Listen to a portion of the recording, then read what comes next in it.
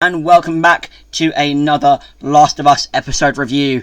In today's video, I wanted to go over episode 2, Infected, which came out last week.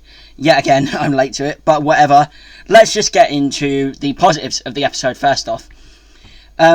Overall, it's just a good episode. I know that's really vague, but it is a good episode. I'm just going to put that out there.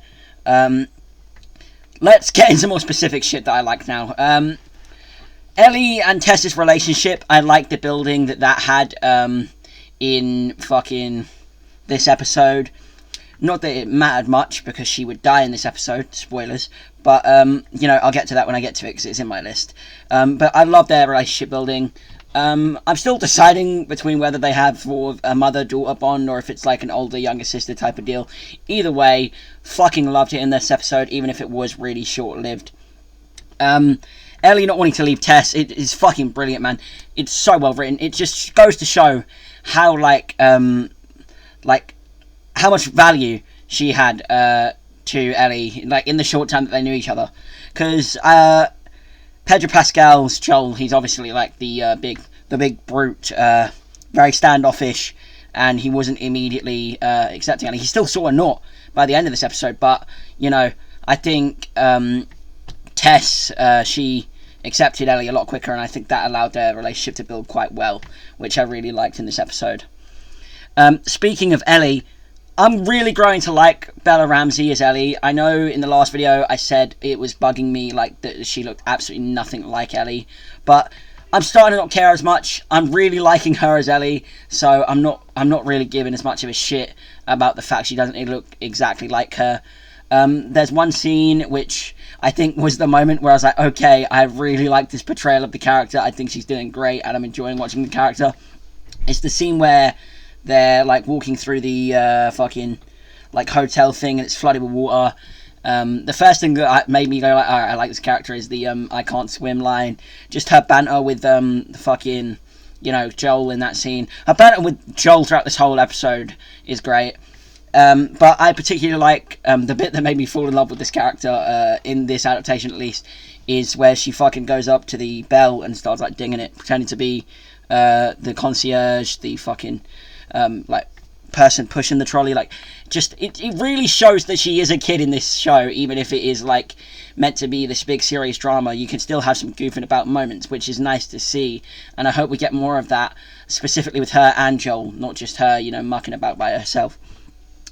Pedro Pascal, I mentioned him in my previous point. He's great as always. Pedro Pascal is always going to be great, and no matter what he's in, and he's fucking killing it as Joel, gotta say.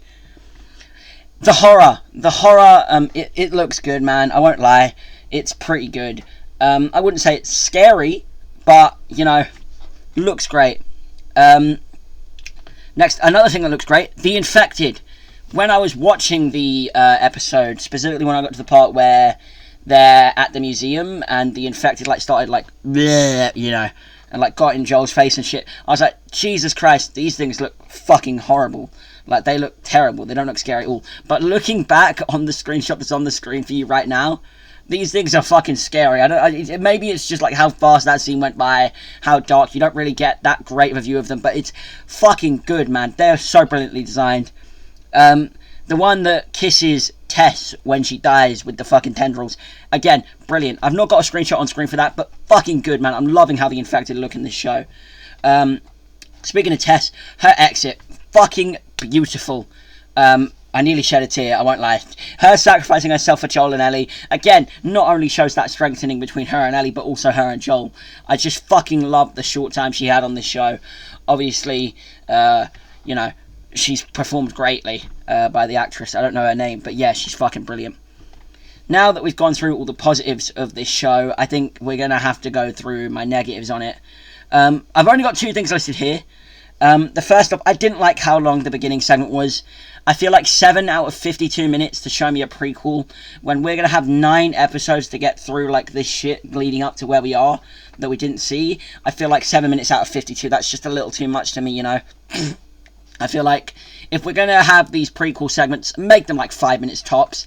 I don't want to see the lead up to the Infected. I just want to see Joel and Ellie's adventure. It's one of the things that makes me love The Walking Dead. I know to bring in The Walking Dead while talking about The Last of Us is so stupid, just because they happen to share zombies and Andrew Lincoln is rumoured to appear in The Last of Us, which I hope he does, but nonetheless, I'm going around here. It's one of the things I love about The Walking Dead. They never specify or spend too much time on what caused the outbreak, because you don't care about that. You care about these characters and their story, and I feel the exact same way for The Last of Us. So hopefully we don't have as much bullshit to do with like the lead up to it, because honestly I don't think anyone gives a fuck. We just want to see the story play out and the dynamic between Ellie and Joel and how good that fucking is, because it is really good.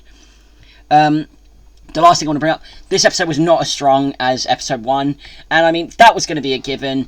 Episode 1 had like double the runtime to build up on, so it had a lot more foundations to work with. Also, it had to really grab us in that first episode, so it was always going to be the strongest one, probably of the season, if not for the finale when that comes in a few months.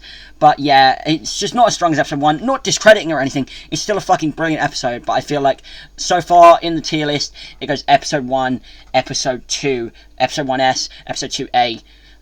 Yeah, should I do a tier list on the episodes when they're all out? Let me know in the comments. But nonetheless, that's just everything I wanted to bring up about this Last of Us show so far, or episode 2. If you did enjoy, be sure to let me know. Thank you so much for watching. I'll see you later. Goodbye. Hello again, it's Ryan. I know, I'm recording over the end card again for this video, which means it's probably going to be really long again. I should really just get a plate that's like Ryan waffling for like a minute, because he has nowhere where to put this in the video, but he wants to talk. Anyway, literally I'm already coming up to the end card being over, but I just want to quickly talk about why these reviews are always coming out like so late after the episode. Honestly, I'm just putting off watching the show, because I feel like I'm watching it to make videos and not making videos because I liked the show. So I just want to quickly say, you know, the reviews are going to come out whenever I watch the show. I'll watch the show whenever, because I just want to get around to it when I want to, and not because I feel like I have to. And having that like feeling of like, oh, I have to go watch this, it's putting me off it. So yeah, I'll watch the show when I want to, I'll make the review when I want to. I mean, I can always promise that it's going to be within the week before the next episode drops, because otherwise I just double my workload. But yeah, just something I wanted to point out anyway. Much love, see you later, goodbye for real now, bye.